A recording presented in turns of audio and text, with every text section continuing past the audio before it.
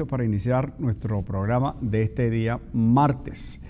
Bueno, martes y en este ambiente se está hablando, siempre hay una cosa apresurada, hay una emergencia y nosotros tenemos un larguísimo inventario de estas cosas. Algo que tiene a la gente como que apurada y como si no tuviéramos otros problemas para ocuparnos es esta cosa de la reconversión monetaria, la introducción de un nuevo cono monetario. Si eso fuera para transformar, dinamizar la economía de alguna manera, no sé si es que hay mecanismos mediante el cual un nuevo papel moneda, una nueva representación pueda dinamizar la economía, no sé, es un tema seguramente para los especialistas y yo no lo soy. Lo que vemos alrededor es que no se producen sino discursos que prometen cosas, discursos de rectificación, pero en la práctica no hay una conexión con lo que se dice y lo que se hace. Es decir, la coherencia es muy necesaria. Este país necesita una rectificación urgente. Seguramente en algún momento habrá un cambio político, etcétera, pero el problema es cuánto puede esperar la gente que hoy a esta hora no ha comido. ¿Cuánto puede esperar aquel que está metido en unas angustias, en ese laberinto oscuro donde el dilema es irse y ni siquiera tiene para comprar un boleto de autobús? Las cosas están muy complicadas. Yo creo que aquí hace falta una militancia en la ética, en la cosa humana, sobre todo de la gente que tiene algo que hacer en ese proceso de toma de decisiones, los líderes. Y los líderes no solo están en los partidos, es líder el maestro, es líder el médico que tiene una influencia, es líder el sacerdote, es líder el comunicador social, es líder el jefe del condominio, es líder el jefe de una empresa que tiene influencia sobre sus trabajadores y sobre todo si tienen una buena relación. Se convierte entonces en líder porque tratan de emular lo que hace, es el que conduce los procesos dentro de esas organizaciones, pequeñas, grandes, lo que sea. El país y su estructura institucional está bastante resquebrajada. Esto hay que reconstituirlo ya. ¿Cuánto más puede esperar este paciente llamado Venezuela para que comiencen a inyectarle sueros, para que comiencen a saldar las heridas, eso que está allí en el cuerpo y produce una hemorragia permanente? ¿Hasta cuándo puede esperar el niño que no tiene escuela? ¿Cuánto más para los que están en la calle desamparados, todavía escuchando ofertas que han vencido por años y años? Aquello de la vivienda, aquello de las misiones, aquello de tantas cosas, tanta demagogia. Y en algún momento la gente sintió que podía y llegaba en efecto algo. Decía una persona, es que ahora los venezolanos tienen su gotica de petróleo, pero justamente de eso se trata. Es que los venezolanos y en general los ciudadanos de cualquier país del mundo lo que necesitan es que se les afiance en sus valores, que se les dé oportunidad de desarrollar su potencial como seres humanos, que el muchacho pueda estudiar porque tiene buenos maestros, porque tiene acceso al conocimiento que en su escuela, en su liceo o la universidad hay laboratorios, funcionan, que se pueda trasladar la gente para hacer sus diligencias. Pues no hay transporte. Esta cosa, antes decíamos, bueno, estamos en un proceso africanizado, veíamos esos viejos autobuses. Eso lo superamos, pero lo superamos en negativo. Por ahí andaba un video que alguien grabó, entiendo, en la costa oriental del lago, de un carro que le quitaron el capó, el maletero, la tapa del maletero, y le pusieron unas sillitas. Es una cosa impresionante. Ni siquiera se puede llamar precariedad. Eso pasa a cualquier deslinde de la racionalidad. Bueno, y alguien lo grababa y le decía, mira, ponte, sonríe porque vamos a sacarte en Global TV. Gracias, por cierto. Y la gente sonríe.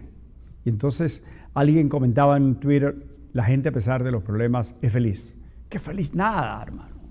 No es feliz nada. Aquí la gente le cuesta ser feliz. ¿Cómo se puede ser feliz si la madre no tiene cómo alimentar a su hijo? ¿Cómo se puede ser feliz si al cobrar el sueldo, el salario, ya se debe muchísimo más o no fue suficiente ni siquiera? Pregúntale a la gente que trabaja en el sector público, que es lo que está más a la mano de la gente que tiene que tomar decisiones ya. Y no puede esperar, y no debe esperar un cambio político más allá, más acá, qué sé yo.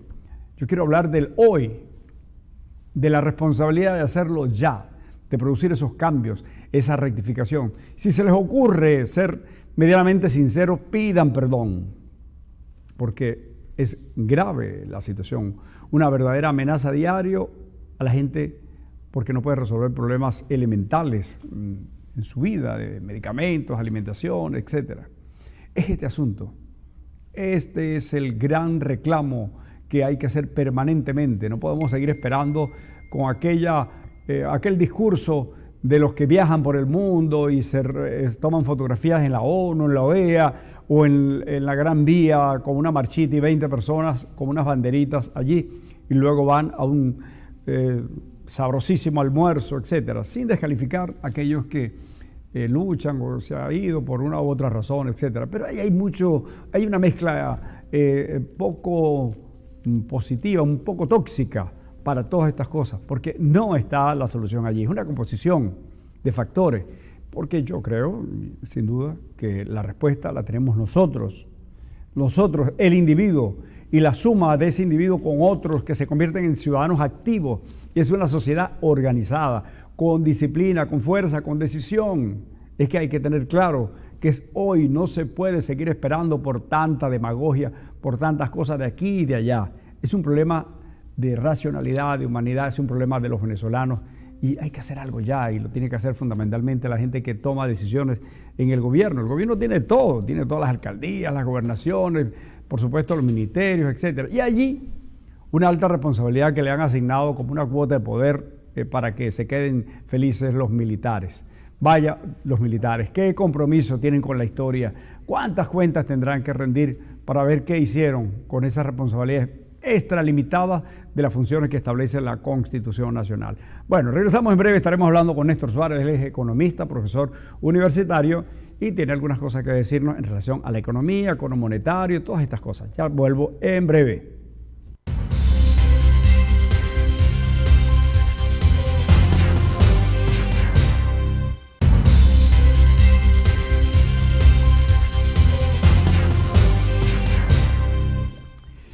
Bueno, ya está con nosotros, como anunciamos, Néstor Suárez. Queremos agradecerle que esté con nosotros. Yo creo que una de las funciones de un profesional, de alguien que tiene un conocimiento, es transmitirlo. Vamos a ver si logramos entender algunas cosas que están ocurriendo. ¿Por qué se produce un cambio monetario en una sociedad? Un cambio del cono monetario. ¿Qué se busca? Mira, yo voy a decirte algo, lo cual quizás grafique lo que está pasando con el tema monetario en el país. Pienso que esto es casi como cuando lanzan algo, una bola de humo, como dice la gente en la calle, para entretener y para confundir, para enredar, para ganar tiempo, irresponsablemente, como si el tema fuera de Venezuela, que está devastada, desgarrada toda su sociedad. La mayoría, más de 4 millones de venezolanos que se han ido, que se sabe aproximadamente, y muchos que no se saben que se están yendo, producto de lo que sigue ocurriendo en el país. Y entonces, dentro de esta crisis que no hay efectivo, que no hay nada, no hay comida, no se consigue las medicinas y todo, entonces el problema, sin haber efectivo, de la reconversión monetaria o el nuevo cono monetario que quieren hacer. Es como, mira, es algo como, no sé si es burlarse de la gente, de la inteligencia de los que quedan aquí, que estoicamente siguen resistiendo para salvar el país, un país que está devastado por toda la forma como se ha manejado, un país que va rumbo. Cuando tú decías algo de los países africanos, yo te quiero decir que en los países africanos hay lo que se llaman, así como hubo los dragones asiáticos, como el caso de Singapur, de Hong Kong, de Corea del Sur, de Taiwán y otros, ahora son los leones africanos, ¿no? Están emergiendo con con un crecimiento económico sostenido. El caso de Botswana, por ejemplo, el caso de Ruanda, de Mozambique, muchos países africanos que de los cuales muchos en el mundo se burlaban de ellos como bueno, un poco, era ejemplo de esa pobreza. Sí. Con el ejemplo de la pobreza, sí, ¿no? y de tantas cosas. Bueno, nosotros estamos peor que muchos de ellos. y muchos de ellos y algunos de ellos están emergiendo como países que van al primer mundo, ¿no? Como los que te acabo de mencionar. Y aquí estamos sin tener efectivo. Mira, hoy me pasó algo curioso, no lo sé, pero algo extraño, ¿no? Pasé por una agencia bancaria que tenía que ir a ella y estaba cerrada. Y pregunté y dijeron que hoy no abrió una agencia bancaria. No sé por qué, no puedo decir. Parece que están cambiando el sistema para la es posible, pero cono, es posible, pero no hay un aviso que diga qué pasa. Sí, ya no importa eso. Hay una desorientación, sí, una irresponsabilidad. Bueno, así está el país. Igual con el anuncio del cono monetario. ¿Qué van a resolver con eso? Nada, en absoluto. Es como, lo decía antes, como ingeniería parte de la forma de cómo el socialismo, cómo este sistema marxista, comunista, socialista, siguen manejando las cosas con ingeniería, la ingeniería financiera, la parte tratan de hacer ver con la planificación, con muchas cosas que en realidad son dislates y disparates. Y lo más grave de esto es que muchos economistas, y eso lo hemos venido diciendo últimamente, una prédica que tenemos, porque eso degenera el pensamiento económico y de alguna forma desprestigia a la ciencia económica y a los economistas también, que deberían ser los primeros defensores. Economistas conocidos, hablando como políticos, metidos en la política y emitiendo opiniones sobre estas cosas, estos disparates, estos errores, entonces que siguen exponenciando los errores, opinando como economistas, ¿no? Entonces, todo eso, vemos un país totalmente desgarrándose, devastado, destruyéndose, muy mal y sin realmente una visión y personas que realmente estén dispuestas a inmolarse por cambiar la mentalidad en primer lugar de los venezolanos y de la sociedad venezolana, que es una mentalidad, mira, yo diría que hasta cierto punto que nunca, en una forma responsable, asumimos el gran reto de este país, que es el de ir a un primer mundo, de desarrollarnos, de valores, de defender los valores. Entonces, mientras no exista garantizada la libertad individual, la iniciativa individual, los derechos individuales, no vamos a tener derechos políticos, ni derechos económicos, ni libertad económica, ni libertad política. Entonces tenemos que luchar, y ese es el problema de América Latina, y en esa prédica andamos. Es un continente muy inestable. Ahí tenemos el caso de Colombia. Colombia, cómo no, ganó Duque, afortunadamente, pero el 50% casi de los colombianos, ¿no? Digo, en esa cifra de los que votaron, reflejaron un poco lo que la sociedad colombiana es en buena parte, ¿no? Hasta ahora, ¿no? En lo que dicen esos números, y que tiene que tener mucho cuidado en no tampoco retroceder después que había recuperado libertades, ¿no?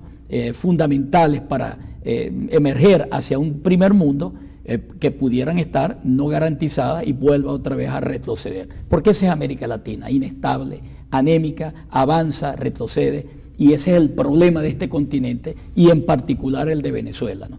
Tenemos, y necesariamente, y ese es el debate profundo, esa es la reflexión que de alguna forma yo quiero significar y dejar acá. ¿Cómo hacer, profesor, tenemos que buscar un cambio para salirse de ese tema, de lo urgente y lo importante? No terminamos de cambiar, y aquí se juega mucho con los intereses de los sectores. En el caso de la oposición, ha pasado bastante tiempo entre dilemas, interpretaciones, y que al final uno tiene que encontrar que lo que existe son intereses, con grupos, con sus intereses, etc. ¿Cómo es que no se han podido nuclear alrededor de algo bien claro, que en este caso serían ideas? Es más fácil tener claro, mira, este es el país y así lo vemos. ¿Quiénes están dispuestos a compartirlo? Y bueno, indistintamente sería casi irrelevante quien se decida. Claro, tiene que ser gente con un perfil, etcétera, capacidad para escuchar, para madurez, para entender que se pertenece a un equipo. Todas estas cosas son importantes. Pero la oposición tiene una gravísima responsabilidad frente a este asunto. Yo creo que no ha estado a la altura, y no es descalificar la oposición para entonces debilitarlo frente al gobierno, etcétera. El gobierno está bastante debilitado y tenemos un problema en el país con esta situación caótica que nos enfrenta a escenarios que nada dicen, nada vaticina que van a mejorar, sino empeorar. Entonces, estamos ante este asunto, sino un problema de cuánto se puede esperar a ver cómo se decide en un conciliábulo internacional, etcétera, y la esperanza de alguna gente que ingenuamente cree que vendrá entonces una avanzada internacional a salvar el país. Entre tanto, esperan algunos en un chinchorro u otros en una evasión. Me voy a Aruba unos días, aquellos que lo pueden hacer, que es una élite, ¿no? O me encierro en un restaurante o en mi propia casa, etcétera, etcétera. Todos estos asuntos que tienen que ver con lo que finalmente tenemos, un país metido en un verdadero proceso empantanado. Mira, se han cometido sin duda muchos errores. La oposición, en este caso, ha cometido muchos errores. Con ello no quiero decir que hay que descalificarla totalmente. Es lo que tenemos y tenemos que buscar la forma de mejorar, porque al menos, porque el 82% de la población está en contra de lo que está ocurriendo. Y lo grave de esto es, y esto es quizás lo que vaya a decir en este momento pueda ser un poco fuerte, de alguna manera la capacidad de convocatoria interna, producto de esa devastación, destrucción de valores en la sociedad, y producto al mismo tiempo de instituciones que no son creíbles, que casi son inexistentes, desprestigiadas, y uno de los problemas para una sociedad para ser de primer mundo fundamentales para un buen desempeño económico son sus instituciones. Si las instituciones son malas, no son creíbles y son totalmente plagadas de antivalores y de cosas que no son buenas, no hay realmente un resultado en esa sociedad, ni hay futuro en la sociedad. Y el problema de Venezuela, lo grave es que las instituciones están destruidas. Aquí hay que producir un gran cambio en las instituciones. Cuando se produzca definitivamente un cambio en este país, por lo menos en primera instancia del gobierno, lo cual no quiere significar que cambiar de gobierno va a significar que las instituciones se garantice que cambien para mejor, en el sentido de que vayan al primer mundo. Eso tiene otra connotación, y eso requiere de otra tarea que es mucho mayor. Volvemos en breve. Estamos hablando con Néstor Suárez, él es economista, profesor universitario, y lo hemos invitado para hablar un poco de estas cosas que algunas veces se nos hacen tan complicadas. ¿Les parece? En breve de nuevo con ustedes.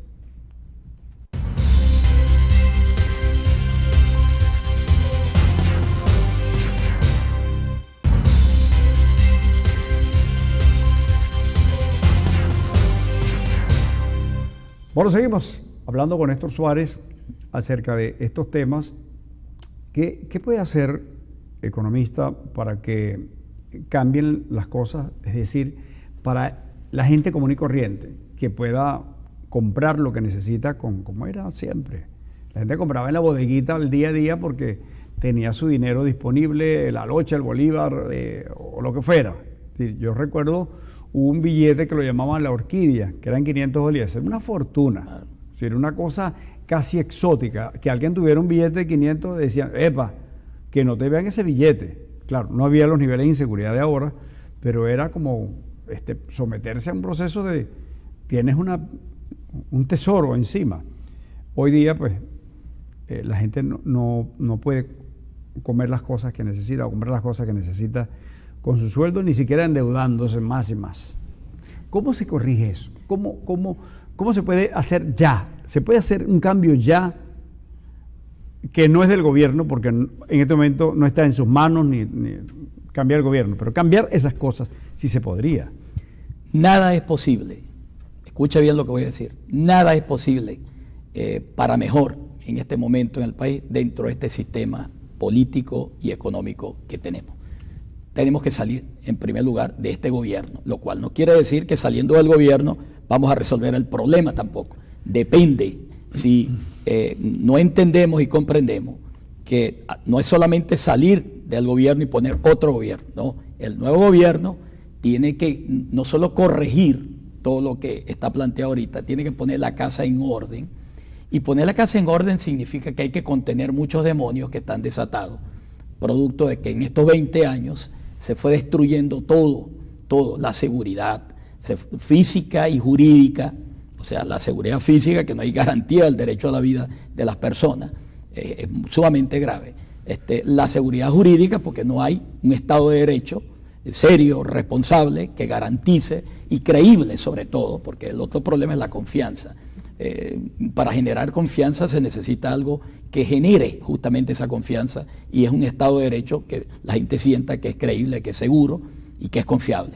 Entonces, eso son cosas que hay que hacer. Con este gobierno nunca se va a poder hacer, y eso tenemos que decirlo para que la gente no se engañe y para que comprenda la magnitud de la gravedad del problema. Mira, Venezuela es el país quizás en este momento pero el peor. El presidente Maduro ha dicho que hay que rectificar, que hay que cambiar cosas. Yo estuve en una reunión al que invitaron empresarios, el ministro Bielma, que está encargado de comercio, creo que se llama su cartera. Es que esto cambia tanto que uno no termina de fijar las cosas.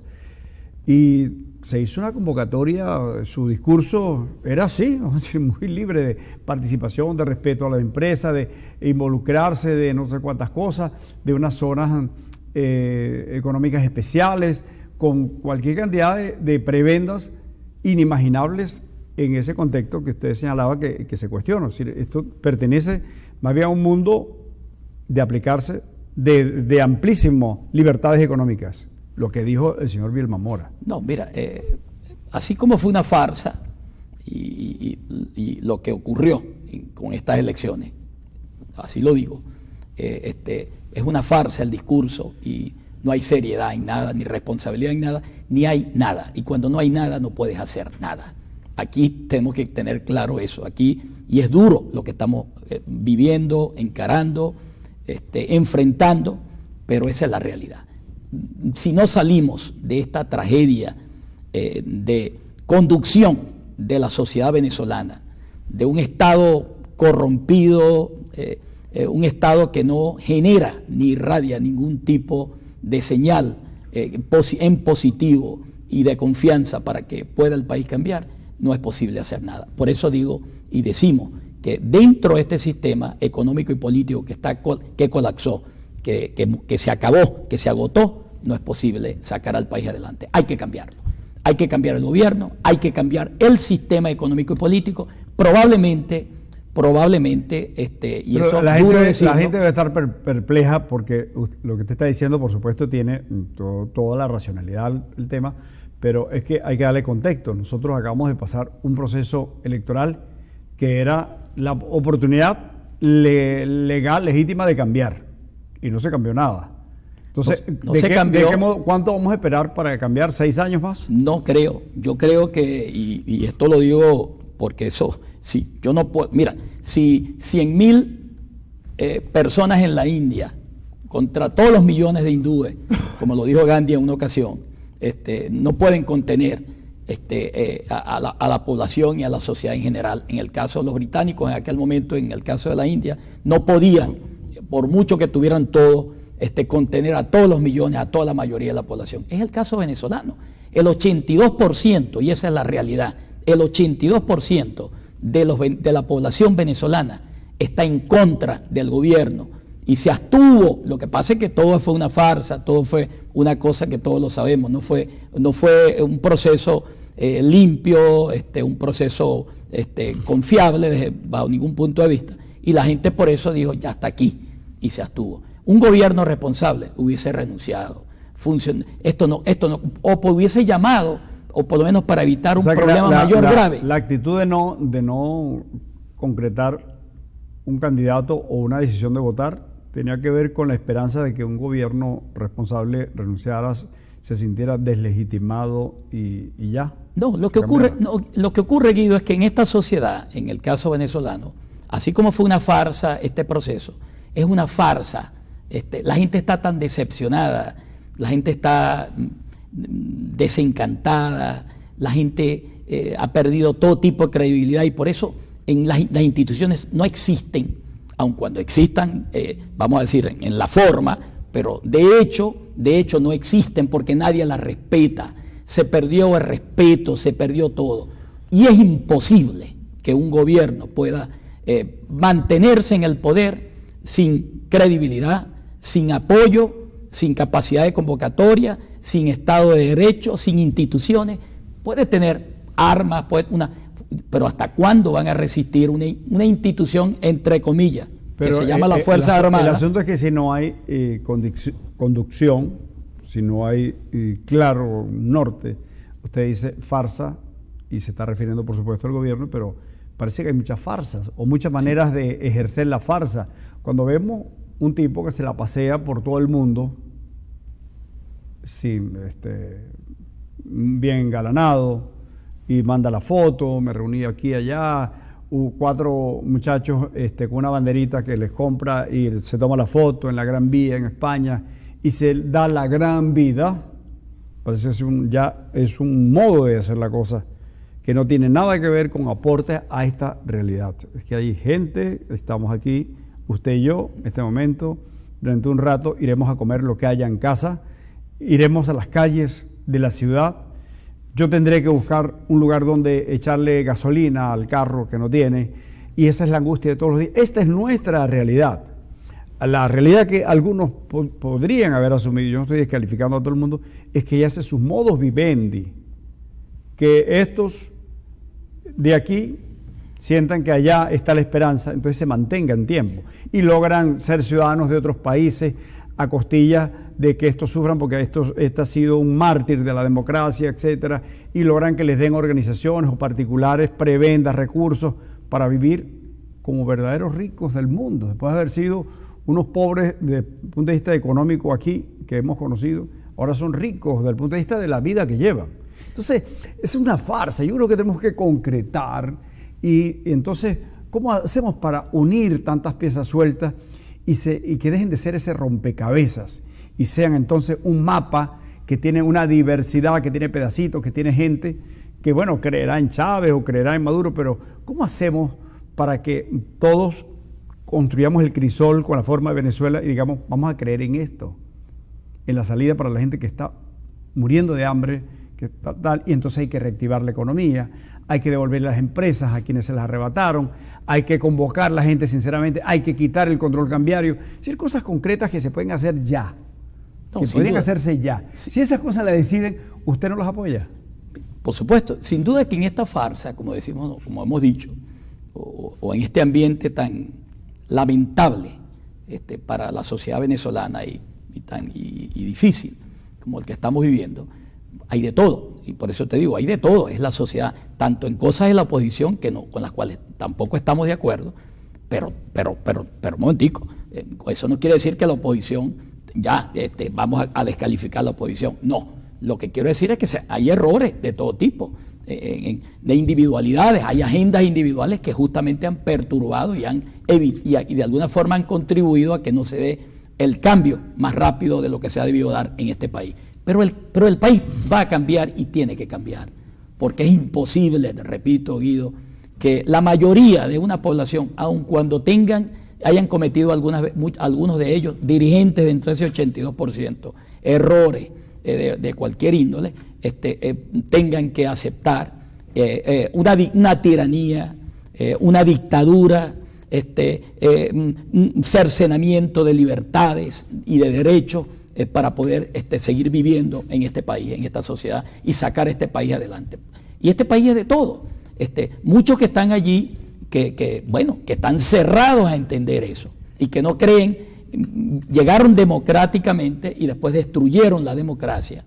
Y esa es una realidad, porque no es una democracia, cuando la democracia es ilimitada en funciones, en competencias, en atribuciones, conduce a lo que tenemos en este momento, prácticamente una tiranía, una dictadura de un solo partido, de una sola persona, y de un grupo que quiere perpetuarse en el poder y no abre justamente el abanico de posibilidades para que en la sociedad venezolana se pueda construir la salida a esto. Entonces, cuando tú obstruyes la salida y cierras todo tipo de posibilidades de mejorar, que es evidente y que todos lo estamos viendo en el caso venezolano, sin duda que algo tiene que ocurrir.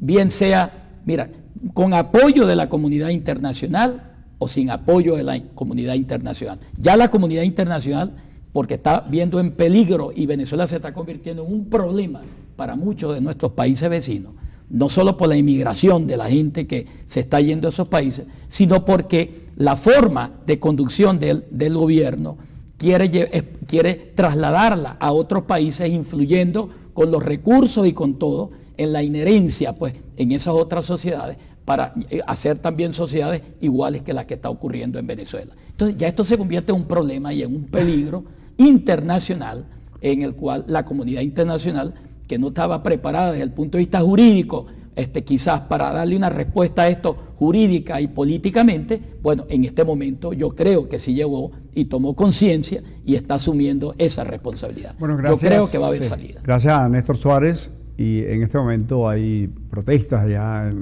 estudiantes universitarios en la Universidad de Carabobo nos reportan.